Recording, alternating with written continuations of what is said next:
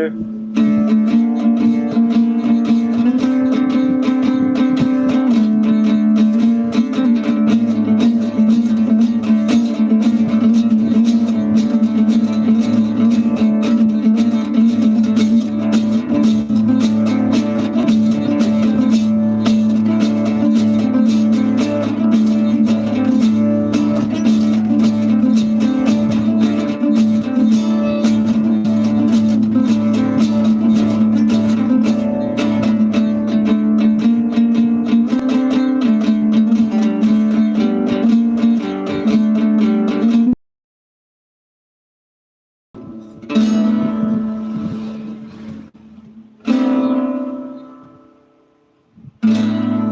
Earlier today, national artist Sionil Jose made a statement that President Duterte could very well be the second best president of the Philippines, second or next to Ramon Magsaysay.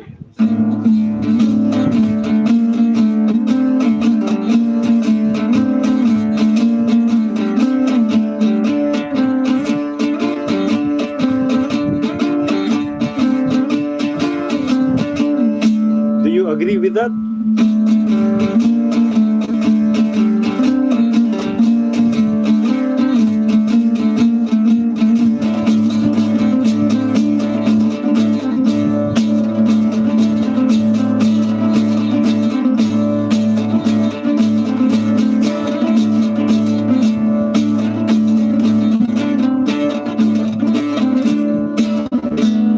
Let's read the statement.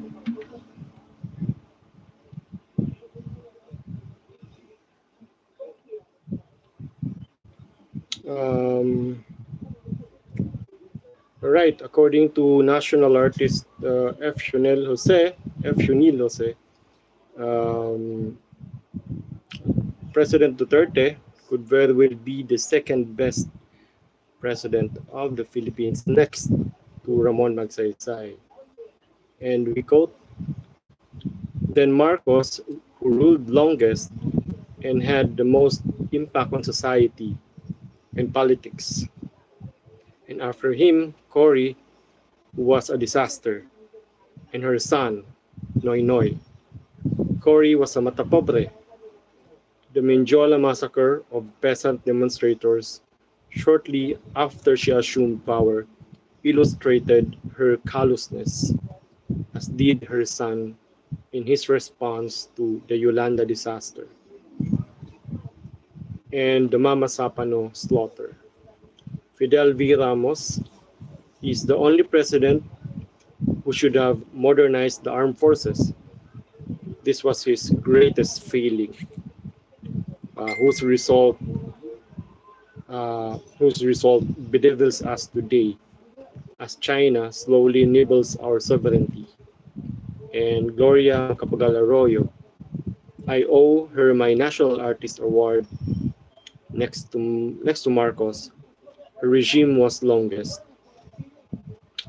Okay, sorry, the phone is power saving. All right, come on. Yeah, Gloria Macapagal Arroyo, I owe her my National Artist Award. Next to Marcos, her regime was longest, lackluster and marred by Garcia. Where's the quote? Now, here is a forecast worth betting on. It may turn out that, for all his vulgar language, Rodrigo Roa Duterte may yet be next to Magsaysay, the best president we ever had. All the criticisms considered, just remember this: the country is far safer now than at any other time. That's the statement of national artist Sionil Jose.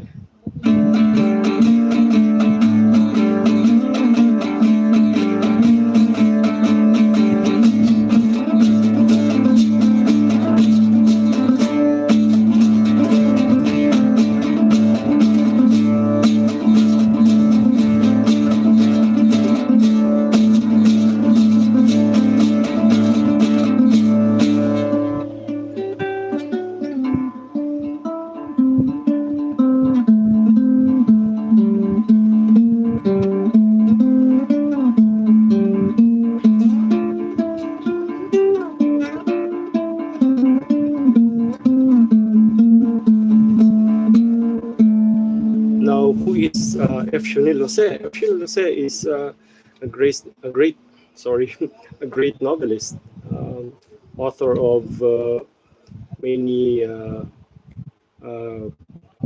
fictional work depicting uh, Philippine history, Philippine culture, and depicting issues in Philippine society. Hi there, Inupa channel. So was also winner of Ramon Magsaysay Award for Literature, and he is a book lover, of course, and a bookseller via his bookshop right there in Manila. The bookshop is called La Solidaridad. Well, F. Sionil Jose is known for making really,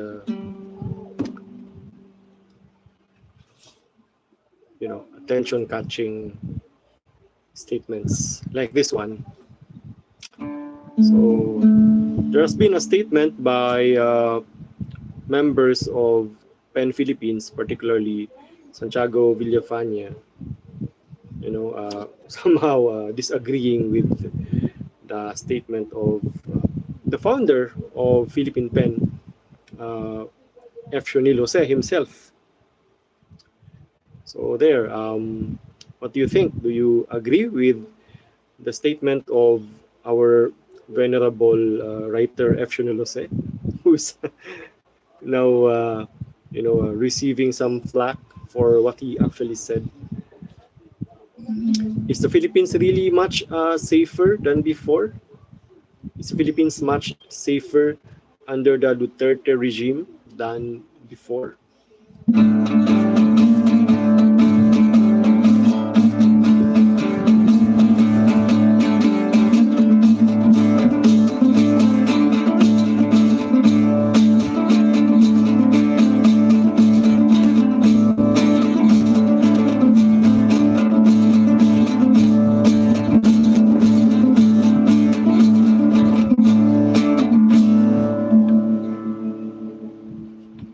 Well, Duterte actually made a lot of promises, before, and from him came the adage, "Change is coming." So I think you remember that, my fellow Filipinos. Change is coming, and he actually promised to eradicate corruption and drug problem in the Philippines. Corruption and also crimes. He actually promised to work on those things that actually ail Philippine society, Philippine politics, etc.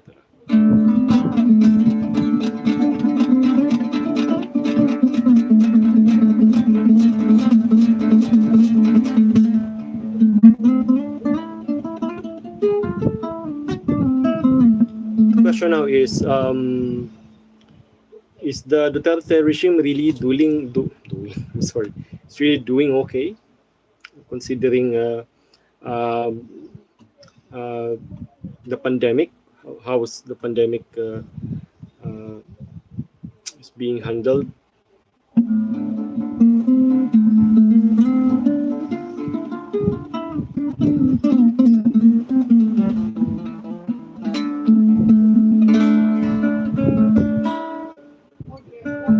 In a previous episode, we tried to do a recap of what actually happened, according to some experts, as to why COVID-19 problem actually spread in the Philippines. I also gave my opinion, 2 cents worth, as a person who is into the hobby of prepping, as to how we could actually mitigate the effects of the pandemic. I also okay, what's this? Wow, what's that? Thanks Thanks, Inupa Channel. So there. Thank you.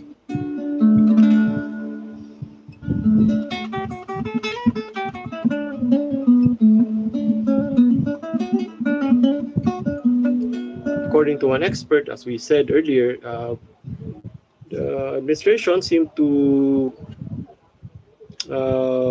you know, seemed to be avoiding at the onset that uh, the source of the spread of COVID in the Philippines was not actually due to the the Chinese tourists that earlier, got infected. So there, apparently, Duterte and his uh, cohorts were trying to say that the pandemic was spread by those Chinese tourists only, the two Chinese tourists that got infected, I think January or January of 2020. When in fact, by all indications, the COVID problem was already widespread as early as that time, and being spread by many of the Chinese tourists that were here, also particularly some of the Pogo, workers who actually didn't know that they were infected, and they came from Wuhan, and they didn't know they were infected, and they were traveling to the Philippines and in effect spreading the virus. There was also a delay in closing the borders, those things. And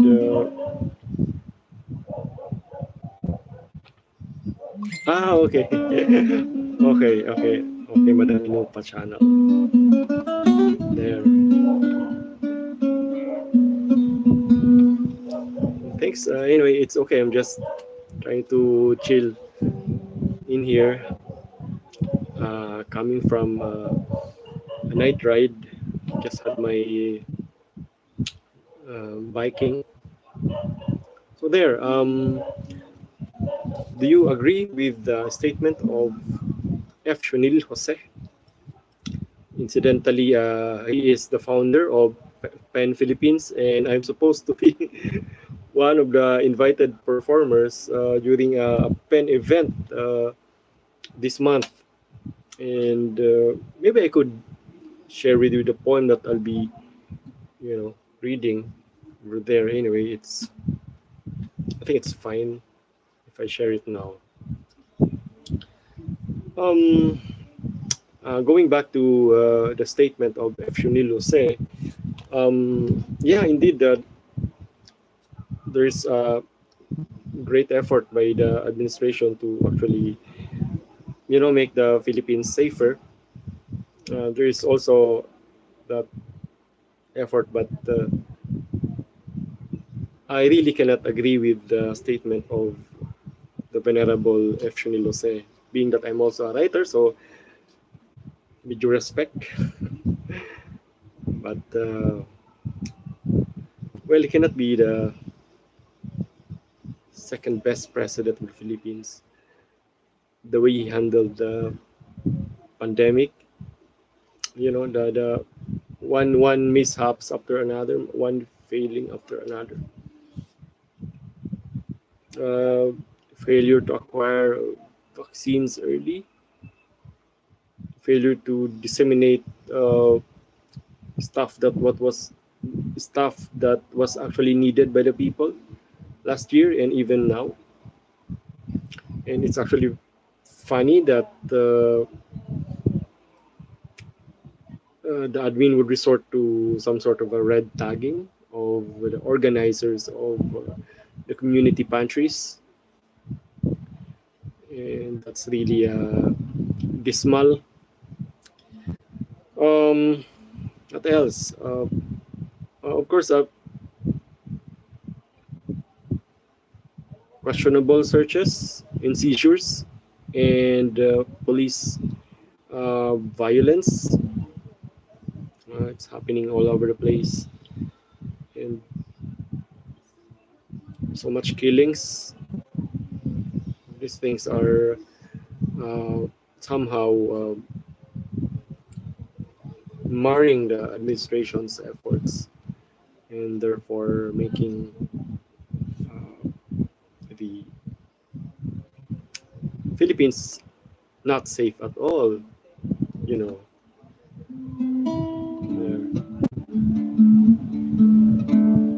as I said, incidentally, I will be performing, or I'll be sharing a poem during the PEN conference this month. In that also, some members of PEN actually disagreed with the statement of F. Sionil Jose, particularly Sarge La Cuesta and Santiago Villafañe. Anyway, I can share with you the poem that I'll be reading during the conference. It has a Bicol version and a Tagalog version, no English version though. This is related to the COVID-19 pandemic.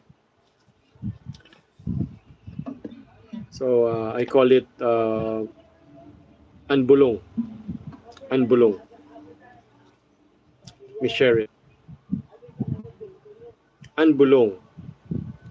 Taknaw ang syudad, hali sa tuktok kan bukid. Ibinaba kan babayi ang sako. Pasinarom na. Kuminilyab ang sundang sa saiyang mata. Kan mahiling an kamasitasan. Tulos na pigtapas asin isinako ang mga dao. Duman sa ibaba, garo na hulugan nin rinibong aninipot an kasentrohan. Habo ng gad padaog. Asin pirit na ipinagsiselebrar an pagtindog kan aso. Asin pagkalayo kan mga gadan. Igdi na kita magpaaga, doktora. Hapot kan sarupang babaeng palibot lamod ang badong puti. Dai, simbag niya. Kay puwan tanang makapuli. Anbulong. Tagalog version. Ang lunas. Tanaw ang lungsod mulang tuktok ng bundok. Ibinaba ng babae ang sako. Magtatakip silim. Kuminang nasundang ang kanyang titig.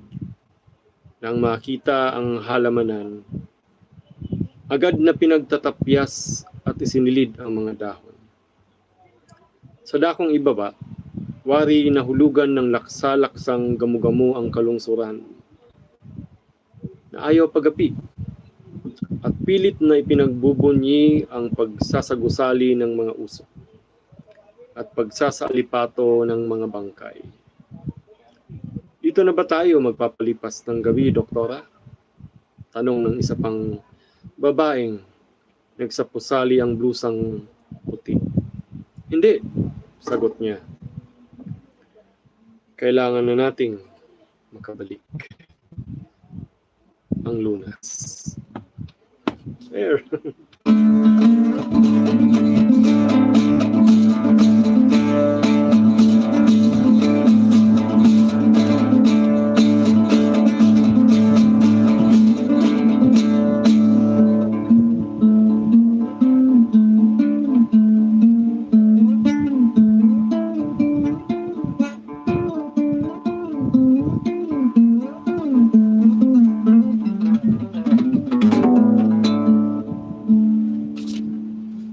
So then, that's for our poems for this live session. Well, let's go to our outdoors content.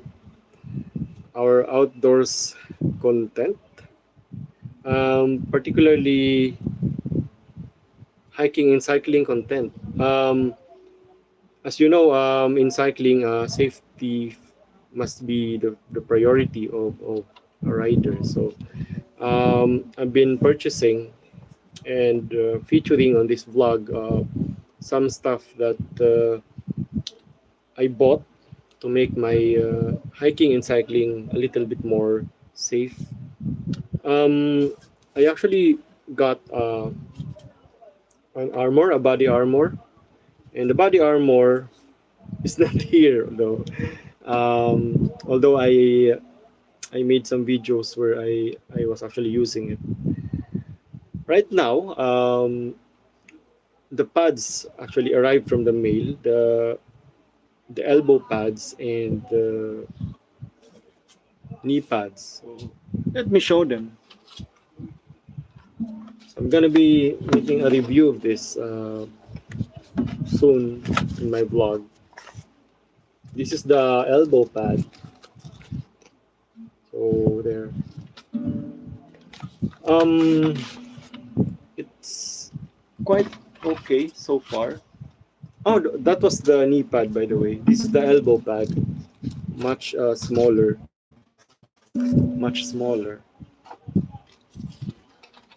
elbow pad. But since I also have a body armor, I might not be using the elbow pad when I'm using the body armor because the body armor already has elbow pad built into it.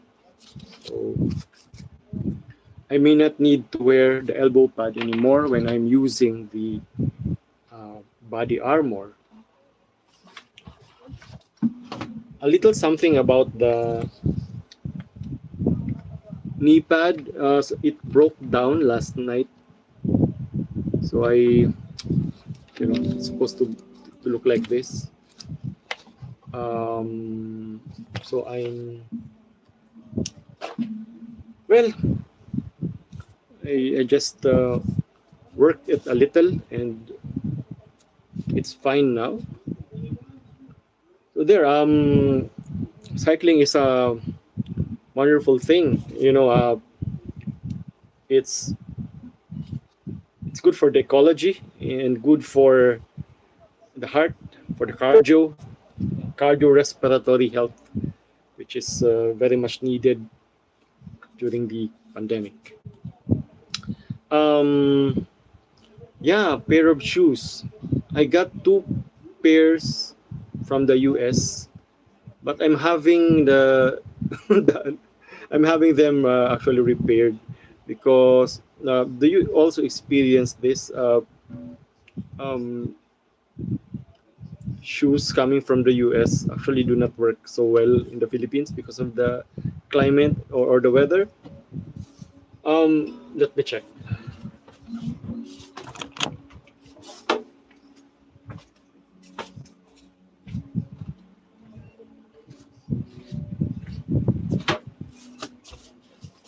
I've been having problems with my hiking gear. I don't have a really decent pair of shoes, hiking shoes right now, and my companions can actually attest to that. So good thing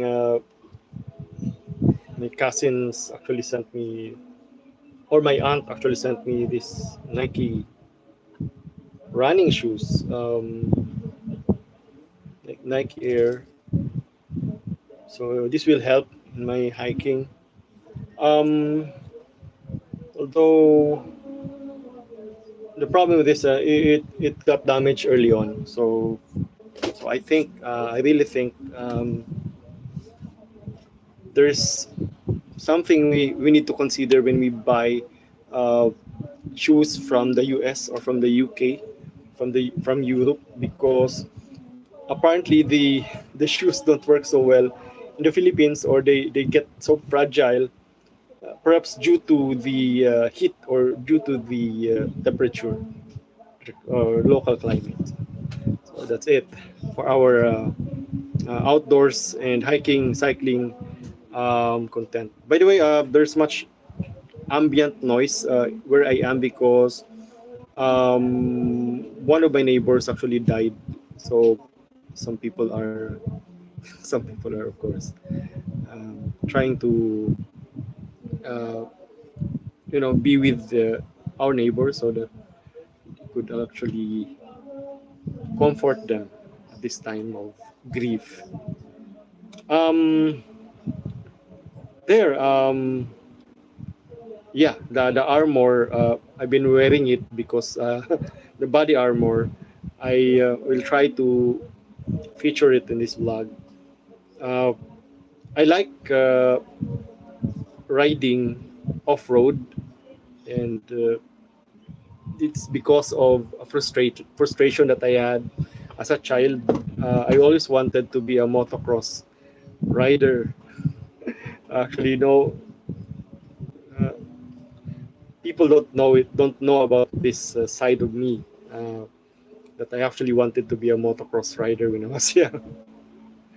But there was, you know, environment was not so supportive about that plan. So I did other things. So there, shout out to Des. Des Buncho. Hi there, Miss Des Buncho. You're the best. To my idol, Des Buncho, uh, the sister of, the legendary uh, Michael Buncho, so, who passed away in 2011. Michael was a champion rider, so he was actually able to defeat the great uh, this guy Aguilar. It's Aguilar. Well, Aguilar is more known as a motocross rider rather than a racer. Maiko was able to defeat Aguilar during a race, not during a motocross race, just a plain race on a racetrack. Because the Hagbayon channel is of course also into blade culture. There will be more blade features once again. As we said, blades may have bad reputation in some areas, but I think they are works of art. I'm a writer and I appreciate art. I appreciate any kind of tangible and intangible art as an expression of human philosophy and human achievement. Um, the blades, I think, are what propelled us to where we are now. I mean, without the blades, we could not have developed as a civilization. That is why I am, you know, uh, trying to still feature blade culture on my own efforts, doing research, also doing quality control, and also doing some blade works for my online shop, Minas Bad Shop. Although my focus is actually on uh, blades research or writing about blades rather than profit, profit or earning money in selling Bicol style blades. So I'm more into the culture part, not on the profit really. Well, I need to earn also because without earning from the blades, how could I finance the research? How could I, you know, we have to be practical. How do I continue the things that I'm doing for blade culture, right? So that's why I'll be featuring more. But although I can show you this guy, this is a karambit. You may be familiar with the karambit or maybe not. This is actually a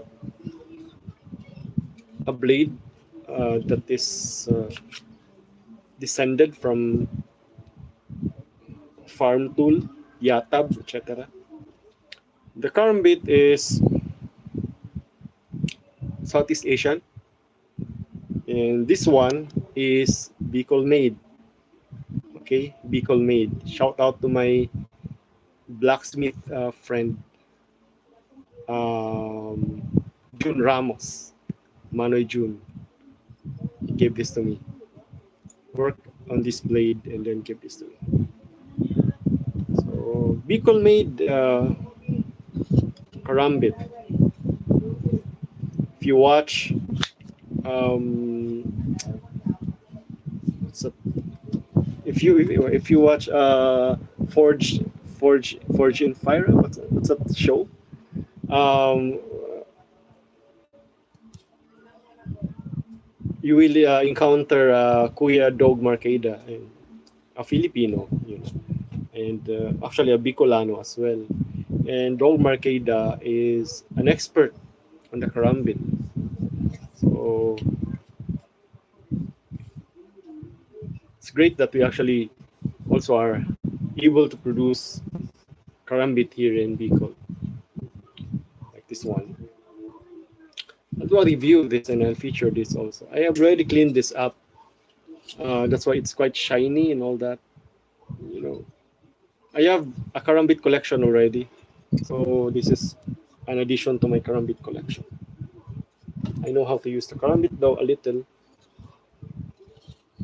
Although my background is actually empty hand martial arts.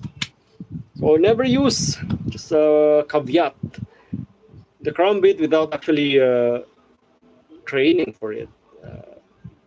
You could cut yourself. It's not easy to use a karambit. There.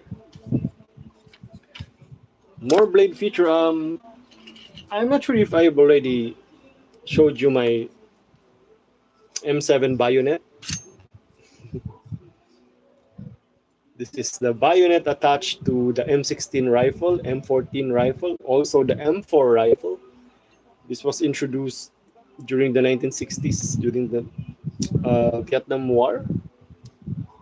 And I have reason to believe that this particular blade, because it's actually a relic, came from the Vietnam War era. Although I got this as a relic, that's why I had to have this reworked. So this is no longer the original sheath, no longer the original handle. This is made of water buffalo horn.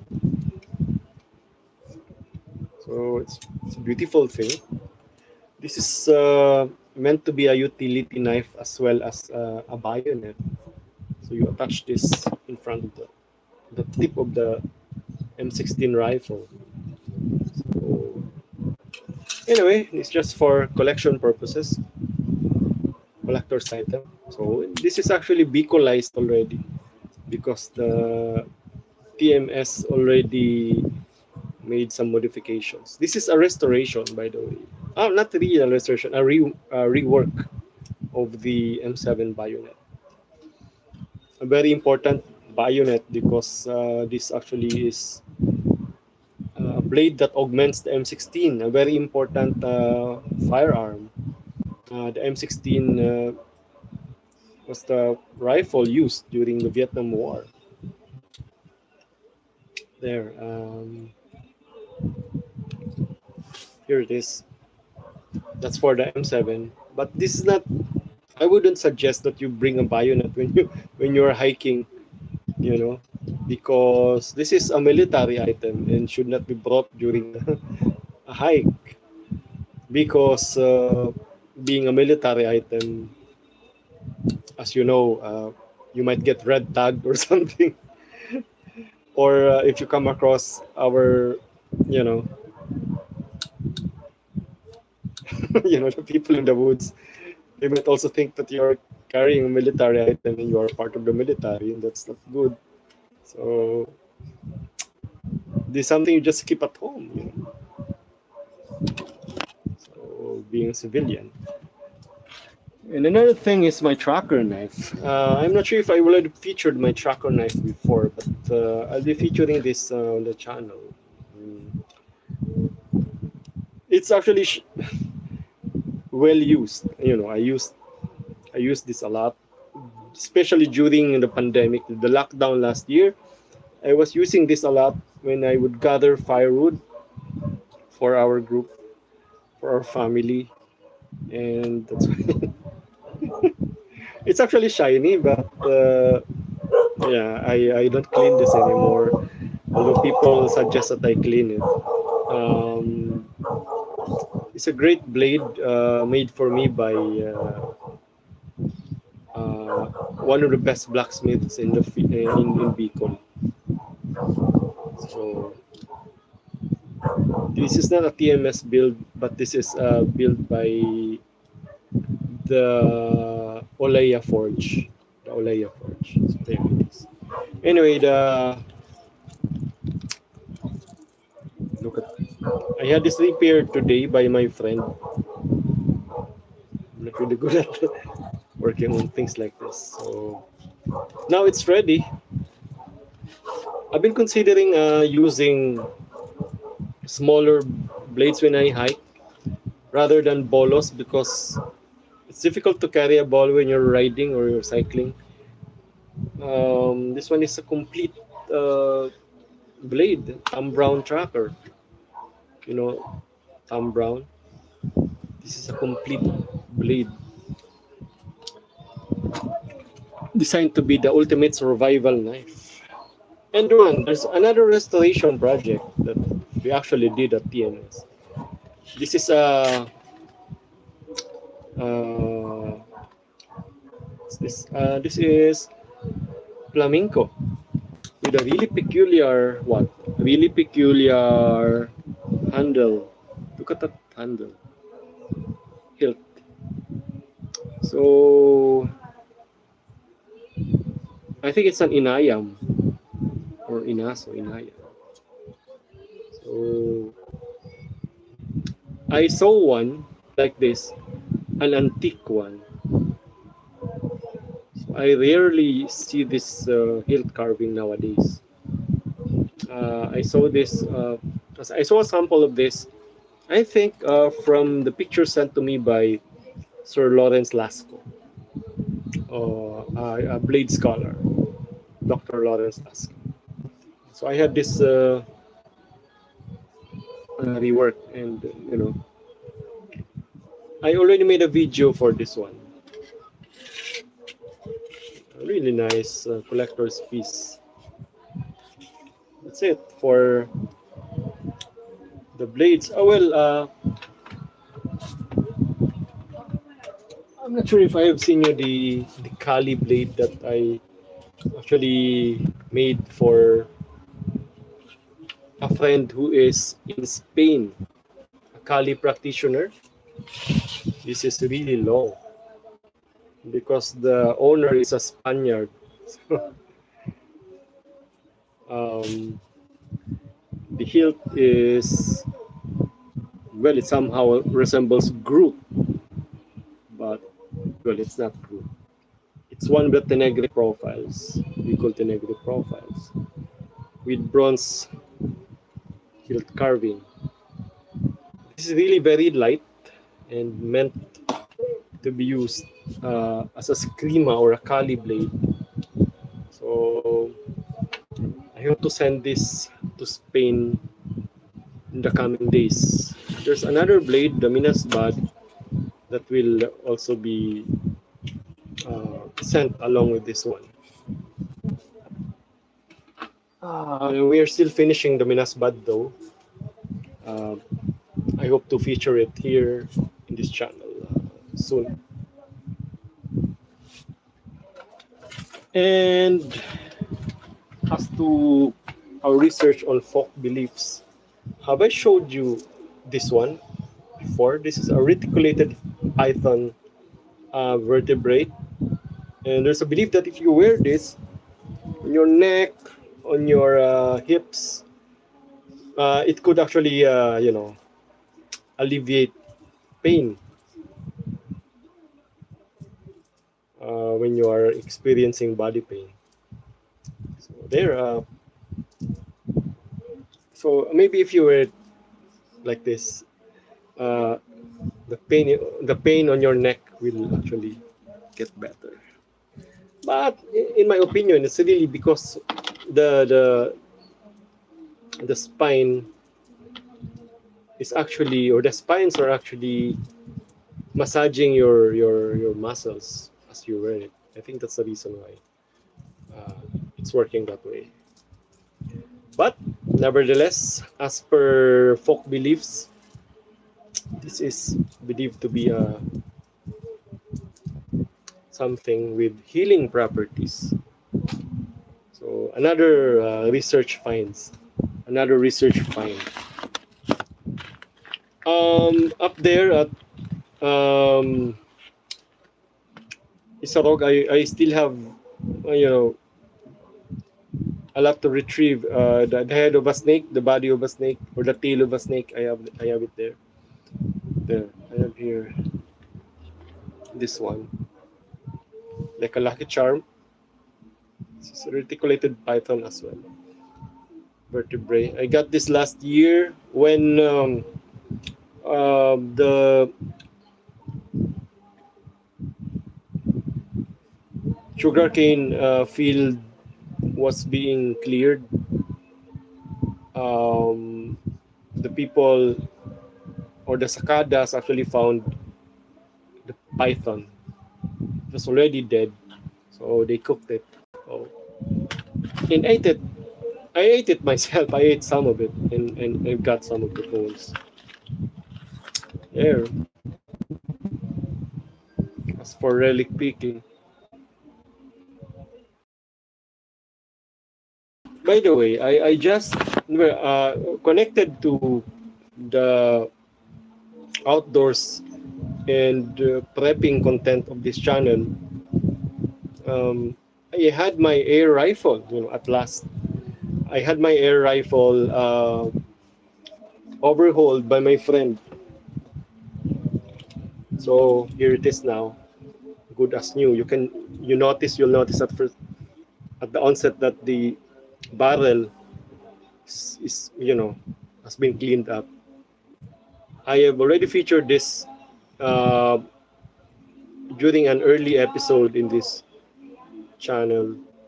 You see, so it's been cleaned up. Yeah. So there, cool, huh? But the scope was a part of the overhaul, though. So I'm actually planning to buy a new scope. This is a 22 cal air rifle, CO2 powered, and this is made by Rogans. This is model Falcon 1132 cal 22. Serial number 928038. Rogans. One of the early output of Rogans. This was my rifle when I was part of the Rinconada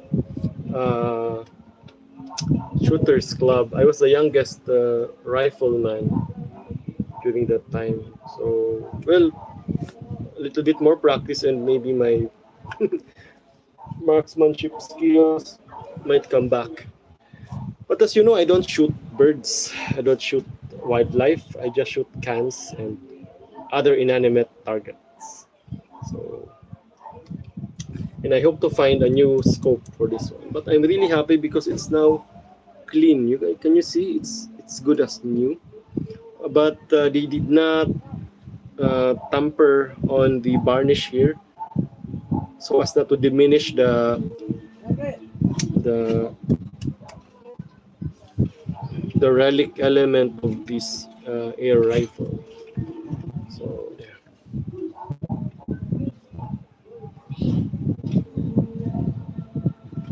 Nice. this has a silencer, so if you fire it, it's not. If you shoot it, I mean, you don't fire an air rifle. Air rifles don't fire because they are not, operated by gunpowder. So, or they're not powered by gunpowder. And that is why air rifles are not firearms. Air guns are not firearms. So, if you read the law on firearms in the Philippines, you will be given some illumination as to what firearms are because it's defined there. And definitely, air rifles and air pistols are not considered as firearms, although according to jurisprudence, during Comelec gun ban, you ought to not bring it outside of your houses because the reason given by the court is the same reason given by the Comelec, being that it may, scare people, voters, and may induce election-related violence. And you may sow fear among the electorate. Oh, nice. Just don't want to fire or shoot it. Again, you can fire an air rifle, yes, because it's not actually a firearm. And morally speaking, how I wish I could use a metal detector when I do relic picking. Imagine the things that we might find. Can you guys actually, are you aware of the protocol on treasure hunting? As far as I know, there's a law on treasure hunting actually, and you have to follow it, and you have to register before the DENR, Bureau of Mines. I just don't know if you ought to register directly with the office of the president, and secondarily to with the DNR, or vice versa. There has been, changes in the law during the time of Marcos. You ought to register before the president himself. So, if you are into treasure hunting, of course, you will get your equipment. You will buy your equipment, metal detector, etc., and you will register them, and you will register before the president of the Philippines. I just don't know if they changed the law already because I think right now it would suffice that you report or register with the DNR, particularly Bureau of Mines. And of course, the landowner, ought to be informed. The barangay ought to be informed. The town or the city, even the province, ought to be informed of the activities. Otherwise, it will be illegal, mining or treasure hunting, and you'll be arrested. You'll be incarcerated. The reason for that is the state has interest in the things that you're trying to dig. Particularly minerals, treasures, special treasures with historical value. National treasures. So the National Museum, ought to be informed of the findings so that they could assess if the things that you find are actually national treasures or a national treasure.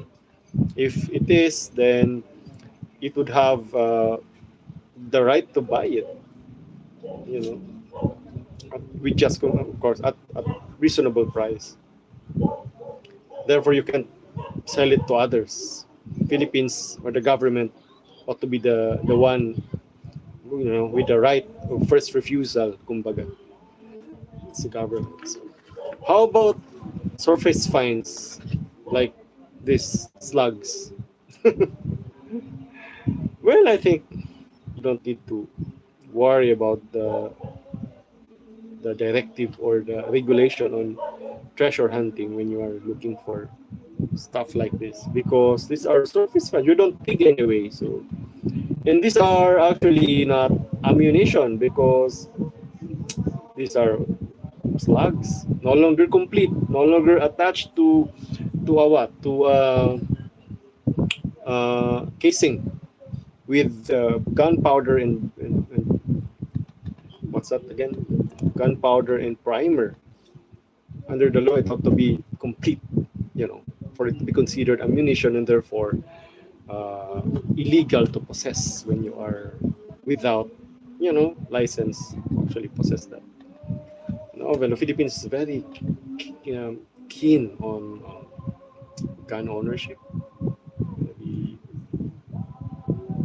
very careful. Okay, like this. So this is the capsule. I already made one of the Arisaka rifle slugs into a pendant. So cool, eh? Let me show you a 6.5 Arisaka rifle slug, 6.5 millimeter, and this one is a 7.7 millimeter Japanese Arisaka rifle slug. Amazing, huh? Amazing. And this one is M1 Garand rifle slug. M1 Garand rifle slug. So amazing. I'm gonna make this into a pendant as well soon. Just look for tinga that I could smelt and put here. Oh, there. Going back, do you agree with F. Sionil Jose? I respect F. Sionil Jose, but I don't agree with him. And people who don't think we are safer right now under the Duterte regime, just consider the virus, the way the way the government is actually handling the COVID-19 problem. Let's just say that there's a lot of room for improvement.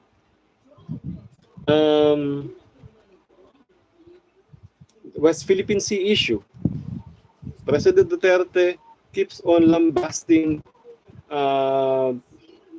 Justice Carpio. When in fact it's Justice Carpio is actually making sense. We won the Hague ruling because definitely what's China is doing out there at the West Philippine Sea is using the law of might, not the law of the community of nations. Because you have to remember this, international law, okay, when it fails to work, the law of might will prevail.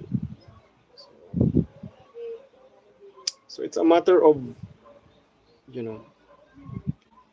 how do you call this? Implementation. So I think the community of nations just ought to continue what it's doing right now. I've been reading in the news that European countries are also now sending their warships at West Philippine Sea to actually challenge the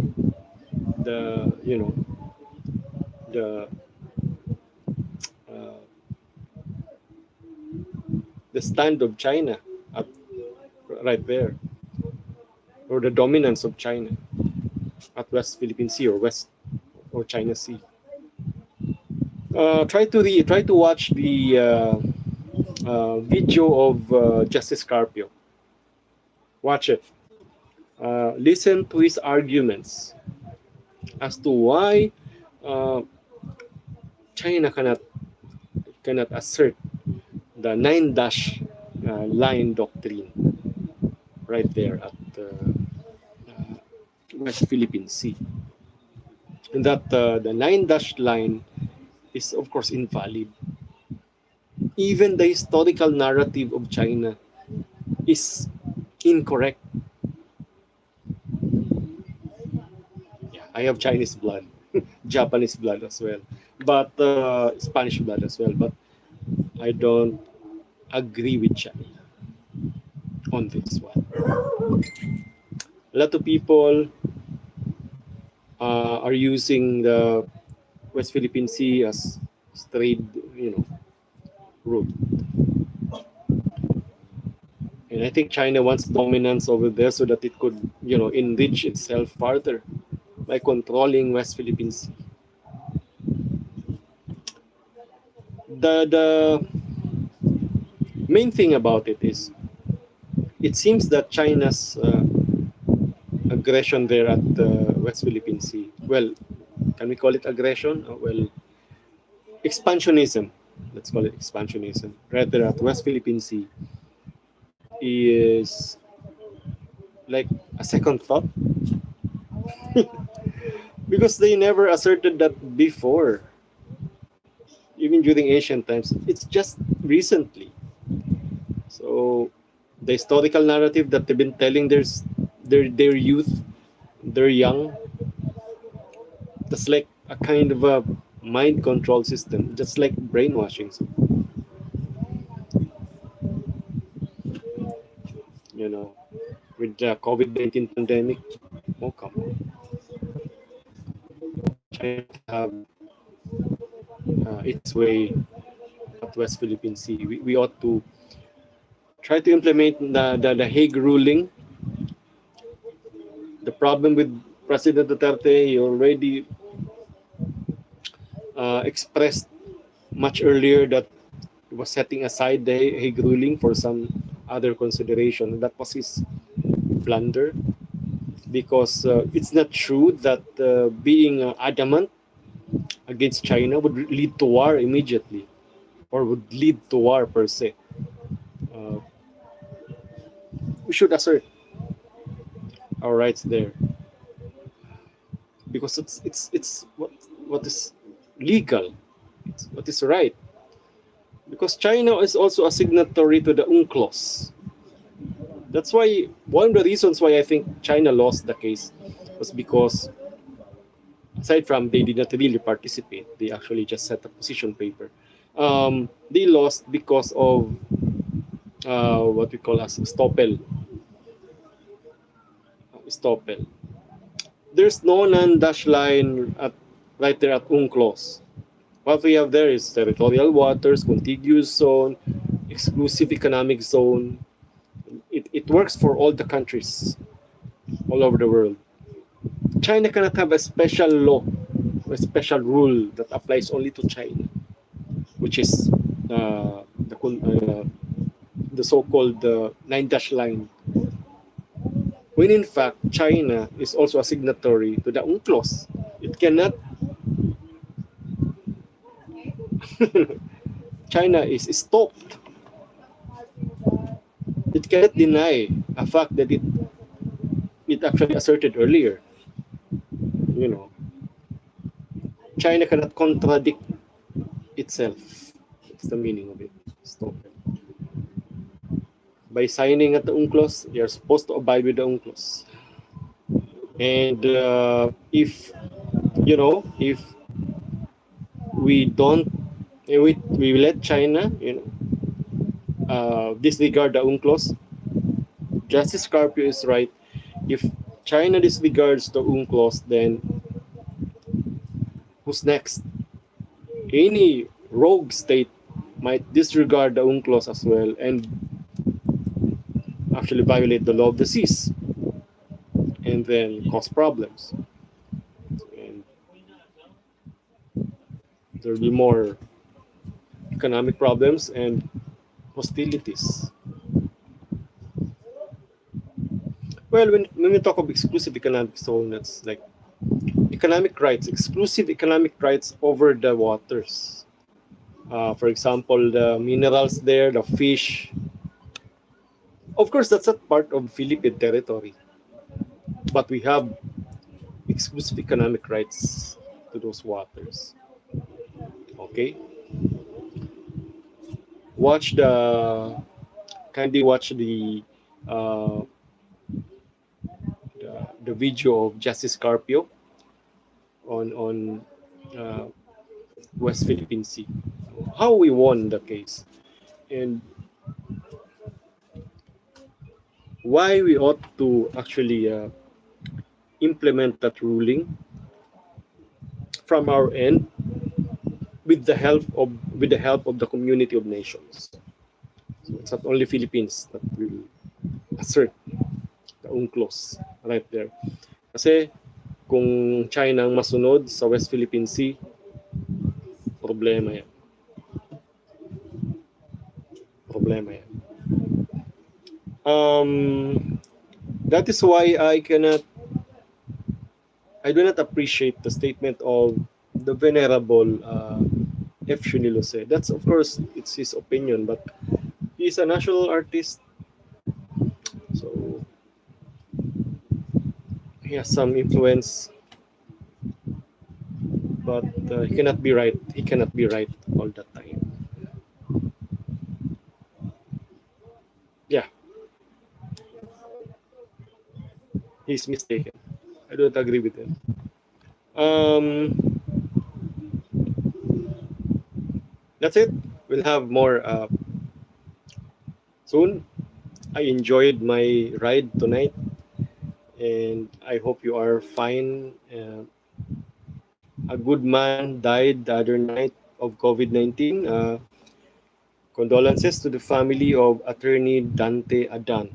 Uh, Rest in peace, Attorney Dante.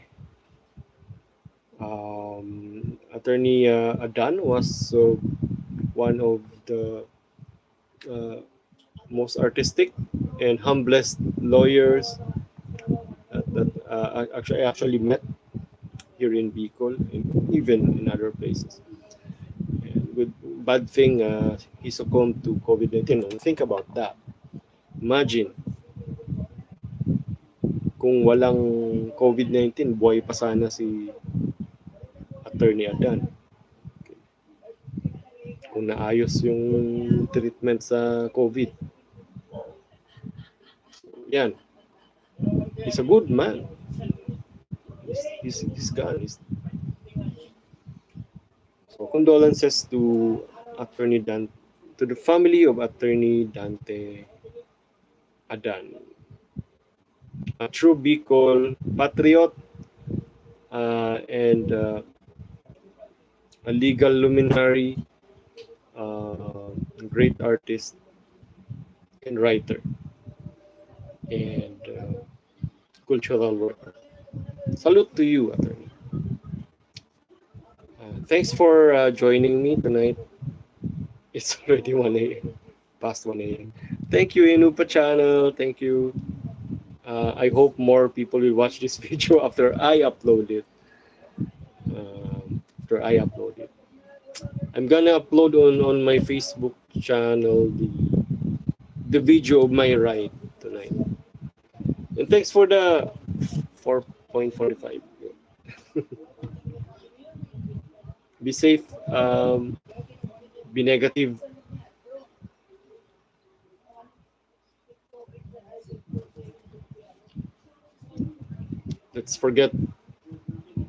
Let's sleep. Let's forget about the negative things for a while. Let's get some rest. India is, let's pray for India. And let's pray that it won't happen here in the Philippines. And let's assert our right at West Philippine Sea. I am sure we will not be alone in asserting our right at West Philippine Sea. If we fail to do that, if the community of nations don't help us, more problems will follow. So I think that's the reason why European countries, the US, Japan, Australia, they're already what? France, of course, England, they're already sending ships to preempt. Oh, not really to preempt, but to, you know, gives a sort of a neutralizing force against the bullying tactics of China.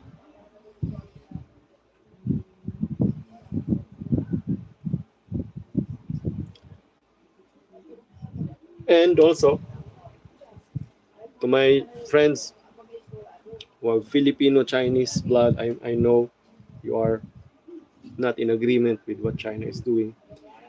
And when as a professor, I also met some Chinese, exchange students, exchange professors, and they are reasonable people.